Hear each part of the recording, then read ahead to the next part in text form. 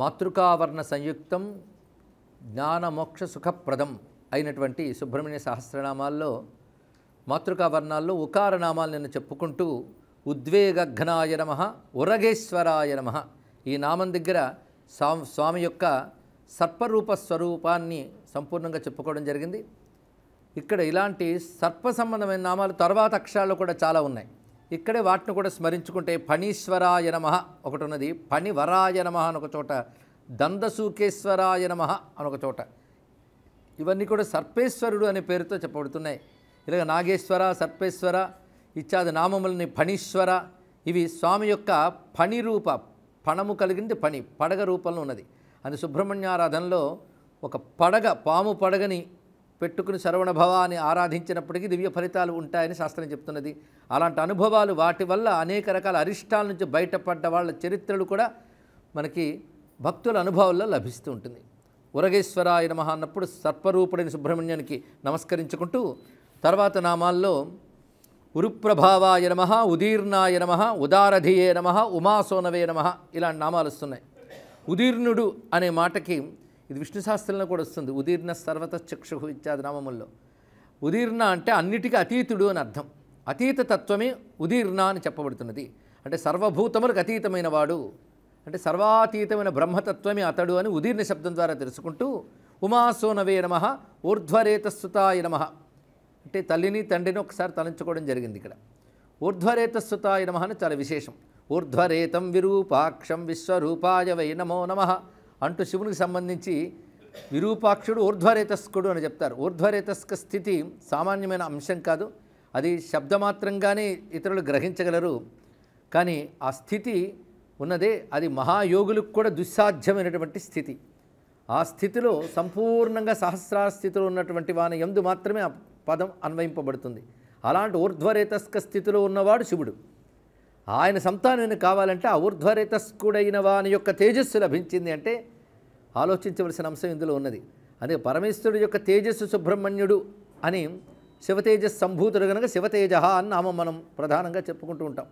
కానీ శివతేజస్సు అంటే సామాన్యమా? ఊర్ధ్వరేతస్కుడైన శివుని యొక్క తేజస్సు అన్నప్పుడే దాని ఉత్కృష్టత తెలుస్తున్నది. అందుకే ఆ శబ్దం ఇక్కడ చెప్తూ ఊర్ధ్వరేతస్సుతాయ నమః అని పేర్కొనడంలో ఉన్న విశేషం అది. ఊర్ధ్వగతిదాయకాయ నమః, ఊర్ధ్వగతిని ఇచ్చువాడు.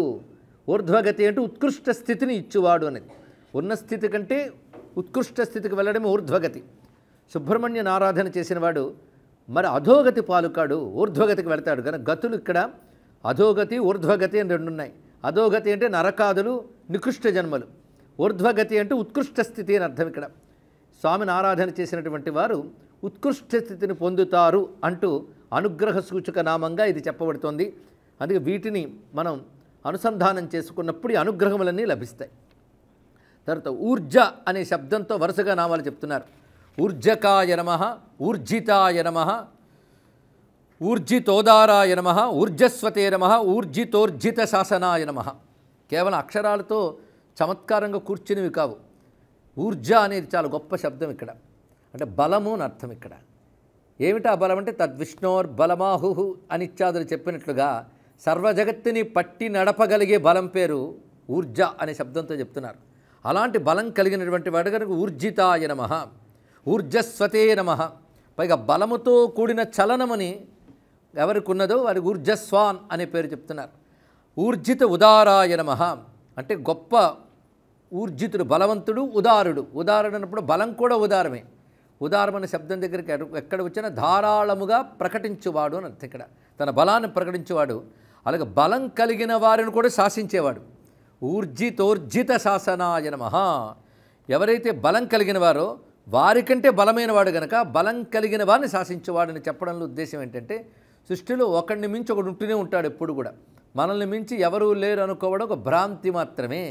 అది ముదిరితే అహంకారము, ఇంకా ముదిరితే మదము అవుతుంది. ఇక్కడ అదే నన్ను మించిన వాడు ఎవడు లేని ఎప్పుడు అనుకోవద్దు. కొంతమంది ఆవేశంతో నభూతో నభవిష్యతి అంటూ ఉంటారు. నాలాంటి వాడు ఇదివరకు లేడిపోయి ఉండబోడని వాడే చెప్తూ ఉంటాడు. ఇక్కడ అదొక అజ్ఞానావస్థ. కానీ ఎప్పుడు ఏది చేసినా మనల్ని మించి ఒకడు ఉంటాడని తెలుసుకుంటూనే చేసినప్పుడు అహంకారం అణిగి ఉంటుంది, మన పని మనం చేసుకోగలం. అందుకే ఒకడిని మించి ఒకడు ఉంటూనే ఉంటాడు. అందరినీ మించిన వాడు ఉంటాడు, వాడిని మించి ఎవడు ఉండడు, వాడిని పరమాత్మ అంటారు. ఇక్కడ కనుక పరమాత్మ ఒక్కడే సర్వోన్నతుడు. తాడిని తన్నేవాడు ఉంటే తల తన్నేవాడు కూడా సామెత మనకి. అనేక లోకాలు ఉన్నాయి. ఆ లోకాలకు వాళ్ళు ఈశ్వరుడు, మరో లోకంలో వాళ్ళ శాసనం చెల్లదు. మనం ఈ భూమి యందే చూస్తున్న ఒక దేశానికి అధిపతి అయినటువంటి వాడి శాసనం మరొక దేశంలో చెల్లట్లేదు. అలాగే ఒక లోకం వాడి శాసనం ఆ లోకం దాటి మరో లోకంలో చెల్లదు. కానీ అలాగా ఆ లోకానికి వాడు ఊర్జితుడు, వాడి శాసనం చెల్లుతుంది. కానీ ఊర్జితోర్జిత శాసనాయ నమః అంటే సర్వాధికునిగా సుబ్రహ్మణ్యుని ఆరాధన చేస్తున్నాం. అందుకని పార్వతీ తనయుడు లేదు ఉమా శివపుత్రుడైన ఒకానొక దేవుడు అని కాకుండా బ్రహ్మముగా మనం ఆరాధన చేస్తున్నాం కనుక ఊర్జితోర్జిత శాసనాయ నమః గొప్ప నామం. తర్వాత అరు అనే శబ్దంతో మొదలవుతున్న నామాల్లోకి వెళుతున్నాం. ఇక్కడ నిజానికి అరు తీసేశారు తెలుగులో. ఎందుకు తీసేశారు? కొంతమంది డాక్టర్లు ఈ చెవికి చుట్టూ ఇది ఎందుకని తీసేస్తే అలా ఉంటుందండి. మనం కొందరు చెప్తున్నారు పెద్ద ప్రయోజనం లేదండి, కళ్ళజోడు పెట్టుకోవడానికి తప్ప అని మనం తీసేస్తామండి వాటిని. ఎందుకు భగవంతుడు ఏం పెట్టాడో మనకు తెలియదు. అలాగే అక్షరాల్లో అరు వాటి ప్రయోజనం వాటికి ఉంది. కేవలం వ్యవహారమే వినియోగం కాదు, వ్యవహార జీవనం చాలా అల్పం. ఉత్కృష్ట జీవనంలో శబ్దం యొక్క బహురూపాలు గోచరిస్తాయి, అవి మంత్రశక్తులు అవుతాయి. కానీ అళుతో కూడా నామాలు ఉన్నాయి ఇందులో. ఇవి చాలా విశేషమైన నామాలు, అన్ని వ్యాఖ్యానించుకోలేకపోయినా విని ఆనందిద్దాం. ఋషిదేవ గణుస్తుత్యాయ నమః, ఋషి శబ్దం అరుతోనే మొదలవుతుంది. రుణత్రయ విమోచనాయ నమః, చాలా విశేషాలండి. అవి విన్నదే కదా అని వినకండి. ఒక్క నామం కూడా దయచేసి ఆ భావంతో వినవద్దు. మీరు నేను కలిసి సహస్రనామార్చన చేస్తున్నామనే భావంతో వినమని చెప్తున్న. తేలిక భావం కూడదు. పాండిత్య దృష్టి పక్కన పెట్టండి. ఇంతేగా అని వదిలేయండి దయచేసి ఆ భావాలు. ఎందుకంటే ఉపాసనా భావం తెచ్చుకోవాలి ఒక్కొక్కదానికి.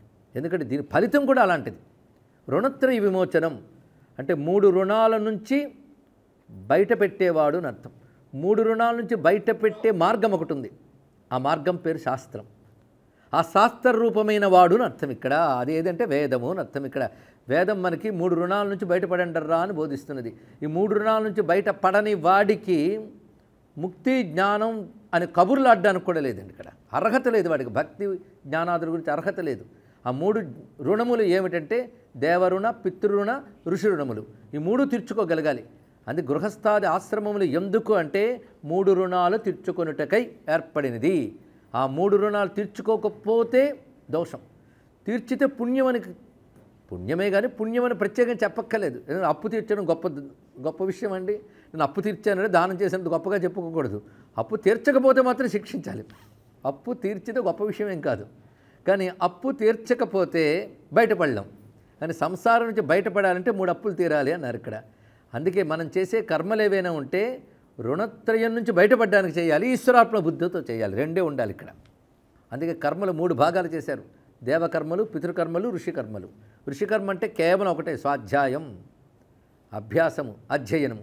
ఏమిటి అభ్యాసం చేయాలి, ఏమిటి అధ్యయనం చేయాలంటే ఋషులు ఇచ్చినటువంటి జ్ఞానాన్ని నిరంతరం అధ్యయనం చేసుకుంటూ అది 10 మందికి అందించడమే ఋషి రుణం తీర్చుకోవడం. పితృరుణం తీర్చుకునే విధానం తెలిసినదే. బ్రతుకున్నంత జీవతో వాక్యకరణం ప్రత్యబ్దం భూరి దక్షిణాత్ అని చెప్తూ గయా శ్రాద్ధంచ అని చెప్తారు ఇక్కడ. ఇత్యాదులు బ్రతుకుండగా తల్లిదండ్రులు గౌరవించుట, తదనంతరం వారికి చేయవలసిన పితృకర్మలు. అంతేకాదు తల్లిదండ్రులు బ్రతుకున్నప్పుడు కూడా పితృదేవతారాధనలు ఉన్నాయి. ఇప్పుడు అవన్నీ తెలియట్లేదు. తల్లిదండ్రులు బ్రతుకున్నప్పుడు అంటే వాళ్ళు బ్రతుకున్నారు కదండి అలాగా అంటాం. వాళ్ళకి కాదు ఆరాధన. పితృదేవతలు అనేవారు ఉన్నారు. వాళ్ళకి నిత్య పితృతర్పణాదులు కూడా ఉన్నాయి. చాలామందికి అసలు ఏడాదికోసారి చెయ్యడమే పెద్ద గగనమైపోతున్న రోజుల్లో నిత్యం కూడా ఉందయ్యా అని చెప్తే బాధ కలుగుతుందేమో. అక్కడ చెప్పబడే పితృదేవతలు వేరు. ఆ పితృదేవతల అనుగ్రహం చేత పితరులు స్వస్థితిలో సుస్థితిలో ఉంటారు. కనుకనే దేవతల రుణం, పితృదేవతల రుణం మనం తీర్చుకోవాలి. పితృదేవతల యొక్క అనుగ్రహం చేతనే వంశ విస్తారం జీవికి కూడా ఉంటుంది. ఆయుర్వృద్ధి కూడా పితృదేవతల వల్ల లభిస్తుంది. ఇవన్నీ విశేషములు. అలాగే దేవతల అనుగ్రహం. ఎలాంటి దేవతలు కూడా ఉన్నారు, పితృదేవతలు ఉన్నారు, ఈ జ్ఞానం ఇచ్చిన ఋషులు ఉన్నారు. వాళ్ళు 3 రుణం తీర్చుకోవడం నీ కర్తవ్యం అని చెప్పిన దాని పేరు వేదము. వేద రూపుడైన భగవానుడు గనక ఆయన రుణత్రయ విమోచకాయ నమః, రుణత్రయ విమోచన మార్గరూపమైన శాస్త్రరూపమైన వాడు. ఇది ఒక అర్థం. ఇంకొక అర్థంలో మనం ఎంత చేసినా పూర్తిగా తీర్చలేం. ఎలా తీర్చగలమండి? నేను రుణం తీర్చేసుకున్నాను ధైర్యంగా చెప్పగలమా? కృష్ణ పరమాత్మే అంటాడు, సర్వపురుషార్థ సాధనమైన ఈ శరీరం ఏ తల్లిదండ్రుల వల్ల లభించిందో ఆ తల్లిదండ్రుల రుణం తీర్చుకోవడానికి 100 ఏళ్ల ఆయువు కూడా సరిపోదన్నాడు భాగవతంలో 10వ స్కంధంలో. మరొకటి తీర్చుకోగలమా? లేదు. ఎంత చెయ్యగలమో అంత చేయిస్తామే తప్ప ఎంత చెయ్యాలో అంత చేయలేం. నేను తెలుగులోనే అన్నాను కానీ కొంచెం ఆలోచిస్తే మీకు అర్థమవుతుంది. మనం చేయగలిగినంత చేస్తాం కానీ చేయాల్సినంత చేయలేం. ఈ మాట పలు సందర్భాల్లో చెప్పుకున్నాం, గుర్తు తెచ్చుకుంటే చాలు ఇక్కడ. అందుకు భగవదారాధన, ఈశ్వరారాధన చేసినప్పుడు నువ్వు చేయగలిగినంత చెయ్యి, నిష్కపటంగా చెయ్యి, నాకు అర్పణ బుద్ధితో చెయ్యి, అప్పుడు నువ్వు చేయాల్సినంత చేసిన ఫలితం నేను ఇస్తానంటాడు భగవంతుడు. అందుకే అంతా చేసి సత్కర్మ చివరికి తత్సత్ బ్రహ్మార్పణమస్తో, కృష్ణార్పణమస్తో, శివార్పణమస్తో చెప్పడానికి అది కారణం ఇక్కడ. అందుకు నీకున్న రుణత్రయముల వల్ల మళ్ళీ జన్మాదులు లేదా పాపాదులు ఇత్యాదులు సంక్రమించకుండా ఆ రుణత్రయములు నీ ప్రయత్నం రుణత్రయ విమోచనం చేస్తూ ఉంటే దాన్ని సంపూర్ణం చేసి అనుగ్రహించేవాడు గనక రుణత్రయ విమోచనాయ నమః. ఇప్పుడు ఈ నామం మనం చెప్పేటప్పుడు ఎంత భావన చేసాం. 3 రుణాలు ఉంటాయని శాస్త్ర విషయం కూడా తెలుసుకున్నాం, దానికి ఎలా జీవించాలో చెప్పారు. దీన్ని బట్టి నామం మనకి ఎన్ని చెప్తోందో చూడండి. ఒకటి ఉపదేశం చేస్తోంది, ఒక నామం ఎలా ఉండాలో చెప్తోంది, ఈశ్వర స్వరూప స్ఫురణ చేస్తున్నది, ఏకకాలంలో నీకు ధర్మోపదేశం చేస్తూ అదే సమయంలో పరమాత్మ తత్వాన్ని చెప్తున్నదంటే నామ విద్య ఎంత గొప్పదో తెలుసుకోవాలి ఇక్కడ. అందుకే నామంలో కొన్ని నామాలు సాధన సంబంధమైన నామాలు ఉంటాయి. నిన్న నామ విభజన చేసేటప్పుడు అనుగ్రహ సూచక నామములు అనుకొని చెప్పుకున్నాం. ఇప్పుడు రుణత్రయ విమోచనాయ నమః అనేది అనుగ్రహ సూచక నామమే. అదే సమయంలో సాధనని మనకు బోధిస్తున్నది. ఇక్కడ ధర్మోపదేశం చేస్తున్న నామాలు చాలా గోచరిస్తున్నాయి.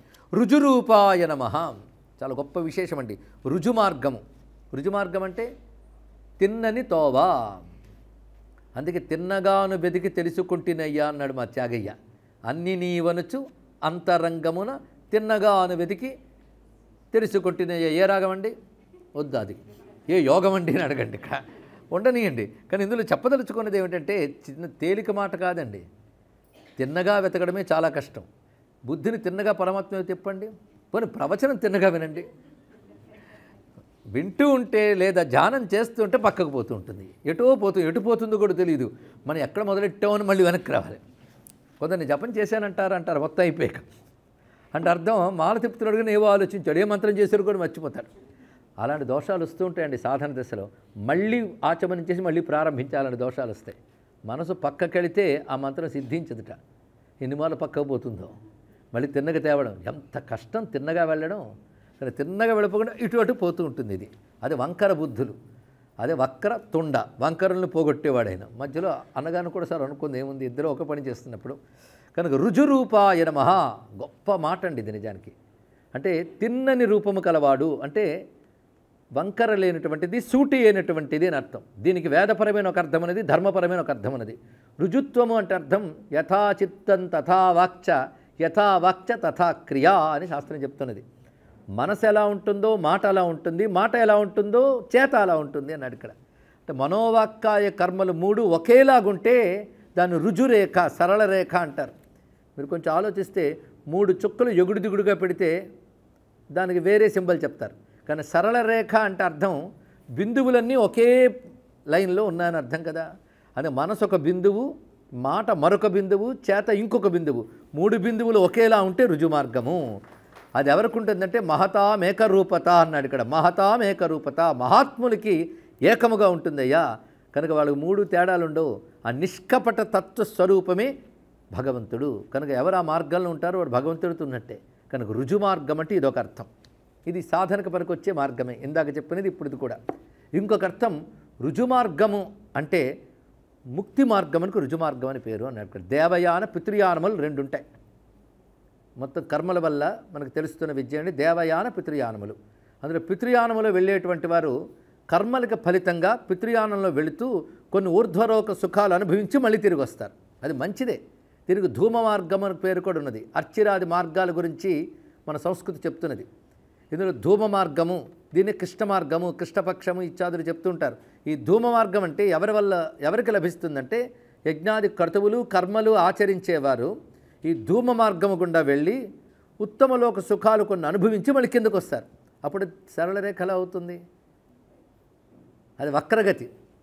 అది ఉపాసనా మార్గంలో వెళ్ళినటువంటి వారు దేవయాన మార్గంలో తిన్నగా వెళ్ళి సగుణ బ్రహ్మలోకానికి చేరి, క్రమముక్తి అంటారు దీన్ని, సగుణ బ్రహ్మలోకానికి చేరి అక్కడ క్రమంగా ఆ దివ్యలోక అనుభవాలు పొందుతూ క్రమంగా అక్కడే సాయుధ్యముక్తిని పొందుతారు. వారు తిరిగి వెనక్కి రారు. న పునరావర్తంతే అని చెప్తోంది శాస్త్రం. దీన్ని దేవయాన మార్గం అంటారండి. దేవయానము, పితృయానము లేదా ధూమయానము, అర్చిరాది మార్గములు ఈ 2 వచ్చే కదా. అర్చిర్ మార్గం ఒకటి, ధూమ మార్గం ఒకటి. ఈ అర్చిర్ మార్గాన్ని దేవయానం అంటారు. ఇప్పటికీ తమిళనాడులో స్వామి యొక్క పత్ని పేరు దేవసేన, అంటే దేవయాని అంటుంటారు. ఇక్కడ దేవయాని అని ఋషిపుత్రిక పేరు ఉంది, అది వేరు. ఆమెకు పేరు పెట్టారంటే దేవయాన ఒకటి ఉంది కనుక ఆమెకు ఆ పేరు పెట్టారు. కనుక దేవయాని అంటున్నారంటే ఆ దేవయాన మార్గానికి అధిపతి ఈయన అని చెప్పడం దీని యొక్క అర్థం.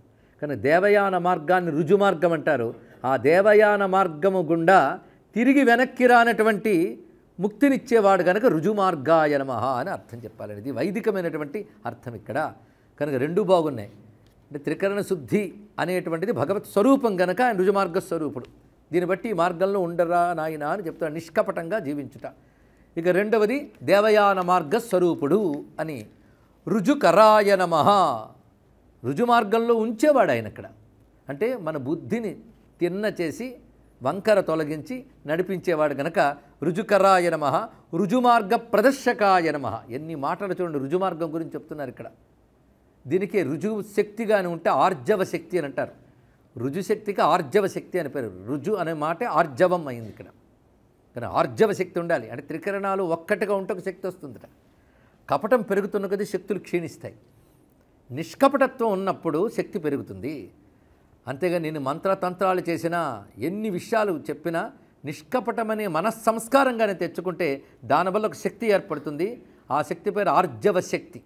సర్వశక్తిధరుడైనటువంటి సుబ్రహ్మణ్య స్వామి తత్స్వరూపుడై ఉన్నాడు. అంతేకాదు భక్తుడికి ఆయన బుద్ధిని సవరించి రుజుమార్గంలో పెడతాడు. అంటే వాడికి ఇహ జీవితంలోనూ రుజుత్వం ఇస్తాడు. అదేవిధంగా పారమార్థికంగా దేవయానాది మార్గముల ద్వారా ఉత్తమ గతిని కల్పిస్తాడు అని ఉత్కృష్టార్థం ఇందులో ఉన్నది. ఋతంభరాయ నమః, రుజుప్రీతాయ నమః, వృషభాయ నమః, ఋతంభరాయ నమః. మరికొన్ని నామాలు అయితే ఋతాయ నమః అని కూడా వస్తుంది. రెండు నామాలు, ఋతాయ నమః, ఋతంభరాయ నమః. ఋతము అర్థగం సత్యం పరం బ్రహ్మ పురుషం కృష్ణపింగళం అంటున్నాం. ఋతం అనే మాట ఎన్ని మార్లు వస్తుంది. సత్యం బ్రూయాత్, ఋతం బ్రూయాత్ ఇత్యాది విషయములు ఉంటాయి. ఋతం, దీని నుంచి సూనృతం అని ఇత్యాది వాక్యములన్నీ వచ్చాయి. ఋతము సత్యం అని రెండు వస్తువులు ఉన్నాయి. రెండు సత్యముల గురించి చెప్పేది, సత్యం గురించి చెప్పేది. అసలు ఇన్నున్నాయా సత్యం గురించి అని మనకు ఆశ్చర్యం కలుగుతుంది. ఎందుకంటే సత్యమే మురిగిపోయిపోతున్న కాలంలో సత్యానికి రెండు పదాలట, ఋతం సత్యం అన్నారు ఇక్కడ.